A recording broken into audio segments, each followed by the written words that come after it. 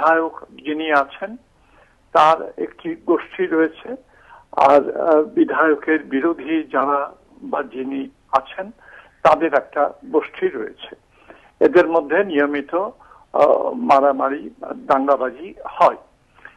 একটা সময় তারা অবশ্য ঐক্যবদ্ধ হয় যে আমাদের যারা কর্মী রয়েছে তাদের ঘর জ্বালানো, তাদের ধরে মারা, এসব ব্যাপারে তাদের একটা ঐক্য রয়েছে।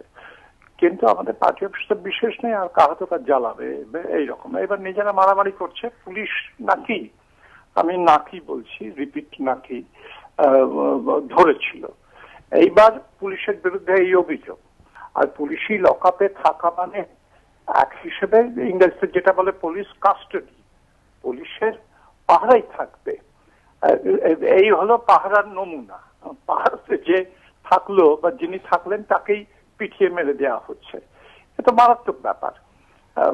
পুলিশ পাহারাতেই যদি মেরে দেওয়া হয় তাহলে বাইরে যারা আছে তাদের অবস্থা কি, এটা সহজেই অনুমেয়। আর এই যে তৃণমূল হোক আর সিপিআইএম হোক, যেই হোক না কেন, মানুষের প্রাণ গেল, তার যারা পরিবার পরিজন রয়েছে তাদের কি হবে তো আমি ভেবে পাচ্ছি না। তাদের দেখভাল করবার দায়িত্ব সরকারকে নিতে হবে।